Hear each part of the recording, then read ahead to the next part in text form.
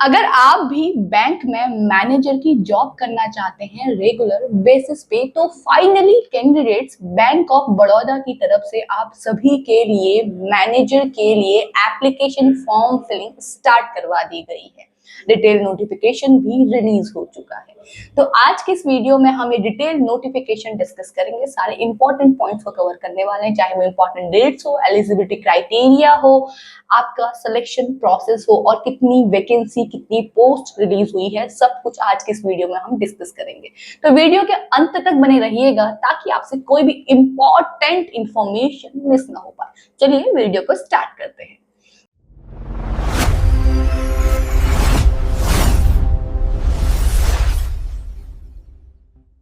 तो ये रहा वो नोटिस जिसके बारे में मैं आपको बात कर रही थी, नोटिफिकेशन बीओबी की तरफ से मैनेजर की पोस्ट के लिए। तो चलिए शुरू करते हैं, स्टेप बाय स्टेप सारी चीजों को समझते हैं। सबसे पहले बात करेंगे इंपॉर्टेंट डेट्स की। तो इंपॉर्टेंट डेट्स में आपको बता दूं, जैसे कि मैंने आपको कहा कि फॉर्म फिलिंग स्टार्ट हो चुकी है, जो कि हो चुकी है 16 जून से, यानी 16 जून से आपकी फॉर्म फिलिंग स्टार्ट हो चुकी है और 6 जुलाई इसके लिए लास्ट डेट रख गई है बैंक की तरफ से, बीओबी की तरफ से। रेगुलर बेसिस की ये जॉब रिलीज की गई है, ठीक है, रेगुलर बेसिस पे है। तो यहाँ पे आप 16 जून से आवेदन करना स्टार्ट कर चुके हैं एंड 6 जुलाई आपकी लास्ट डेट होने वाली है। तो 6 जुलाई तक आप इसके लिए आवेदन कर सकते हैं। ऑनलाइन प्रोसेस ही रहेगा। ऑल ओवर इंडिया के लिए ये वैकेंसी रिलीज की गई है बैंक की तरफ से। अब बात करते हैं पोस्ट की। तो देखिए इसके अंतर्गत आपकी यहाँ पे 5 पोस्ट है, मैनेजर की ही रहने वाली है, लेकिन मैनेजर के अंतर्गत अलग अलग पोजीशंस यहाँ पे रहने वाली है। पहली है आपकी मैनेजर क्रेडिट एनालिस्ट की, ठीक है, एनालिस्ट की, जिसके लिए वैकेंसीज हैं आपकी टोटल 4। एज क्राइटेरिया की अगर मैं बात करूं तो मिनिमम एज रखी गई है 25 एंड मैक्सिमम रखी गई है 30। तो 25 से 30 साल आपकी एज होनी चाहिए मैनेजर क्रेडिट एनालिस्ट के लिए यहाँ पे फॉर्म फिल करने के लिए।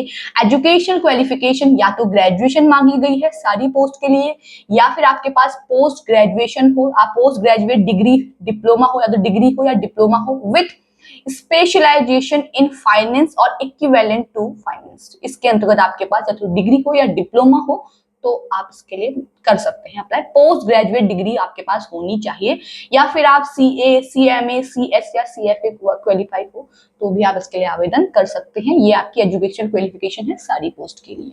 पहली पोस्ट की हम बात कर रहे थे मैनेजर के लिए, जो कि आपकी यहाँ पे एजुकेशन क्वालिफिकेशन में आपको बता चुकी हूँ, लेकिन हर किसी पोस्ट के लिए यहाँ पे एक्सपीरियंस भी मांगा गया है। पहली पोस्ट जो कि मैनेजर की है उसके लिए आपके पास 3 साल का मिनिमम एक्सपीरियंस होना चाहिए।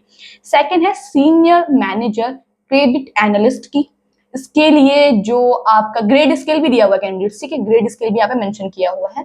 38 वैकेंसीज हैं। Age criteria minimum 28, maximum 35, minimum 6 year का एक्सपीरियंस। अगली है चीफ मैनेजर क्रेडिट एनालिस्ट, एक वैकेंसी है। 32 ईयर्स आपकी मिनिमम एज है, मैक्सिमम 42 ईयर्स है। मिनिमम एक्सपीरियंस आपका 8 साल का मांगा गया है। अगली है सीनियर मैनेजर C&IC रिलेशनशिप, इसके लिए आपकी 36 वैकेंसीज हैं। एज क्राइटेरिया की अगर मैं बात करूं मिनिमम 28, मैक्सिमम 35, मिनिमम 6 ईयर का एक्सपीरियंस इसके लिए मांगा गया है। अगला है चीफ मैनेजर C&IC रिलेशनशिप, ये आपके ग्रेड अलग अलग है यहाँ पे, ठीक है, ग्रेड अलग अलग है, ध्यान रखिएगा। 7 वैकेंसीज है, minimum 32 years and maximum 42 years and minimum 8 years का आपके पास वर्किंग एक्सपीरियंस इसके लिए होना चाहिए। ये आपके एक्सपीरियंस के साथ सारी डिटेल में यहाँ पे चीजें दी गई हैं, कितनी वैकेंसीज है, एज क्राइटेरिया क्या है, एजुकेशन क्वालिफिकेशन क्या है, पोस्ट क्वालिफिकेशन क्या रहेगी, एक्सपीरियंस जो की है एंड ग्रेड स्केल आपका क्या रहने वाला है। तो ये 5 हैं अलग अलग पोस्ट जो कि मैनेजर की हैं, वो इसके अंतर्गत रिलीज की गई हैं। तो टोटल वैकेंसीज यहाँ पे आपने देख ली हैं। अब आगे बात करते हैं बाकी चीजों के बारे में। अगर बात करें यहाँ पे टोटल नंबर्स की, तो यहाँ पे टोटल 86 वैकेंसीज रिलीज की गई हैं, जो आपको ऊपर यहाँ भी आपको देखने को मिल जाएगी। लेकिन यहाँ पे आपका कैटेगरी वाइज इनका डिस्ट्रीब्यूशन आपको देखने को मिल जाएगा कि हर किसी कैटेगरी के लिए कितनी वैकेंसीज रिलीज की गई हैं। तो जिस भी कैटेगरी से आप बिलोंग करते हैं उस हिसाब से आप यहाँ पे देख सकते हैं। फिर जो एज क्राइटेरिया मैंने ऊपर बताया, अगर आपकी अपर एज लिमिट से ज्यादा हो चुकी है और आप रिजर्व कैटेगरी से बिलोंग करते हैं, यानी कि इन कैटेगरी से बिलोंग करते हैं, तो आप यहाँ पे एज रिलैक्सेशन का फायदा भी उठा सकते हैं, इसको आप अलाउ कर सकते हैं। बात करूं एप्लीकेशन फीस की, तो जितने कैंडिडेट्स जनरल ईडब्ल्यूएस और ओबीसी वाले हैं उन सभी के लिए 850 यहाँ पे फीस रखी गई है, प्लस आपके जीएसटी चार्जेस वगैरह इसके लिए रहेंगे, तो 850 रुपीज फीस है। उसके अलावा जितने भी आपके SC, ST, PWBD, ex serviceman, departmental ex serviceman and women candidates हैं, ठीक है। ऊपर जो था जनरल ईडब्ल्यूएस और ओबीसी मेल कैंडिडेट्स के लिए है, नीचे जितनी भी विमेन कैंडिडेट्स है जो किसी भी आपके रिजर्व कैटेगरी या अनरिजर्व कैटेगरी किसी भी कैटेगरी से बिलोंग करती है उनके लिए जो फीस रहने वाली है वो रहने वाली है 175 प्लस जीएसटी चार्जेस। ये आपकी एप्लीकेशन फीस रहने वाली है।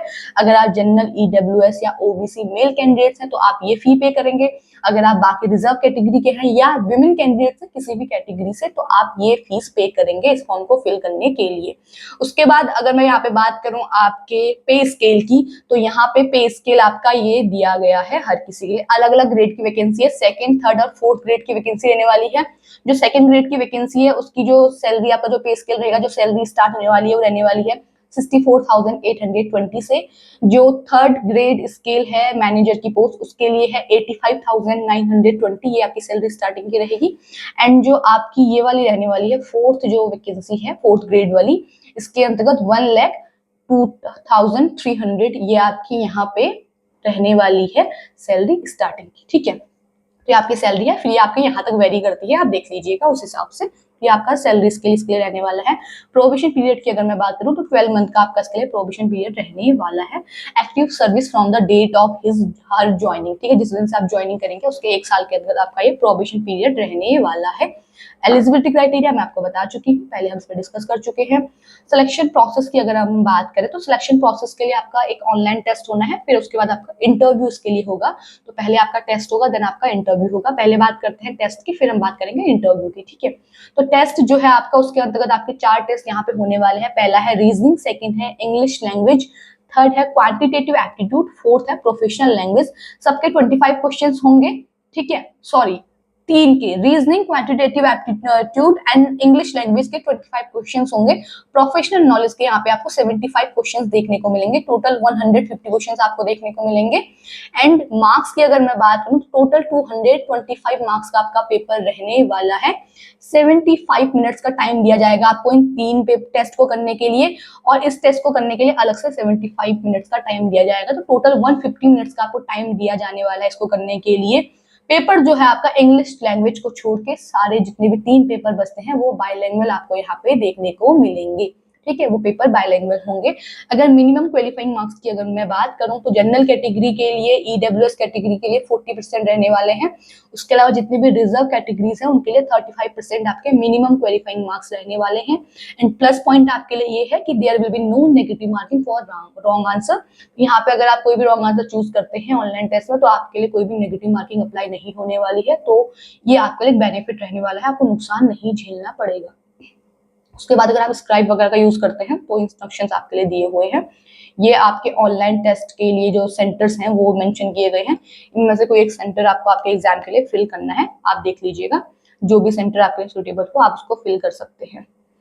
उसके बाद जब आपका क्वालिफाई हो जाता है ऑनलाइन टेस्ट तो आप यहाँ पे इंटरव्यू देंगे, ठीक है।